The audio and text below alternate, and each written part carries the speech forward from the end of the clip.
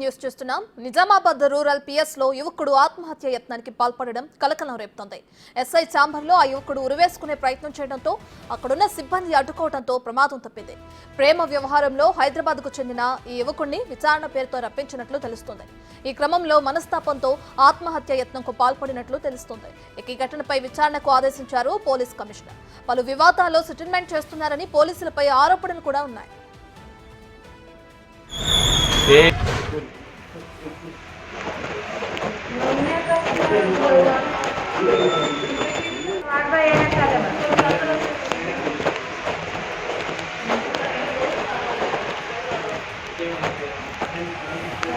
ఎట్లుంది బాగుంది అన్న ఇలా తెలిసిన వాళ్ళు అక్కడ గల్లోళ్ళు ఓలు రమ్మన్నారు. ఇదే అంశానికి సంబంధించి మరింత సమాచారాన్ని మా ప్రతినిధి రాజేష్ అందిస్తారు. రైట్ రాజేష్, నిజామాబాద్ పిఎస్ లో యువకుడు ఆత్మహత్య చేసుకోవడానికి గల కారణాలేంటి? ప్రస్తుతం అతని పరిస్థితి ఏ విధంగా ఉంది?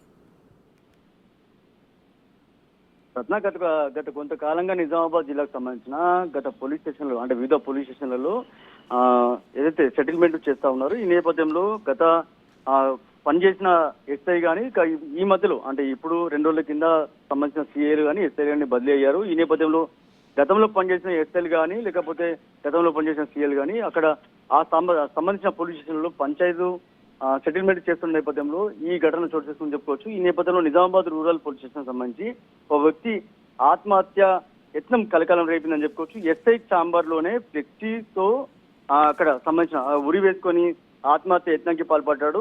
సంబంధించిన అక్కడ సిబ్బంది అడ్డుకోవడంతో ఒకసారిగా ప్రమాదం అయితే తప్పిందని చెప్పుకోవచ్చు. ప్రేమ వ్యవహారంలో హైదరాబాద్ కు చెందిన యువకుడు విచారణ నిమిత్తంలో పోలీస్ స్టేషన్ కు పిలిపించారు సంబంధించిన పోలీసులు. ఈ నేపథ్యంలో మనస్తాపంతో ఎస్ఐ ఛాంబర్ లోనే ఉరి వేసుకోనికి ఆత్మహత్య ప్రయత్నించాడు. ఈ నేపథ్యంలో ఎవరైతే రమేష్ గౌడ్ అనే వ్యక్తి ఎవరైతే ఉన్నారో ప్రస్తుతం ఒక ప్రైవేట్ ఆసుపత్రిలో చికిత్స పొందుతున్నాడు. ప్రస్తుతం అయితే ఆయన ఆరోగ్యం నిలకడగా ఉంది. మనస్తాపంతో ఎస్ఐ ఛాంబర్ లో ఉరి వేసుకోనికి ఆత్మహత్య ఎవరైతే యత్నం చేశాడో ప్రస్తుతం ఆయన పరిస్థితి అయితే బాగానే ఉంది. ఇప్పటికే సిపి కల్మేశ్వర్ దీని విషయంలో సీరియస్ గా ఉన్నాడు.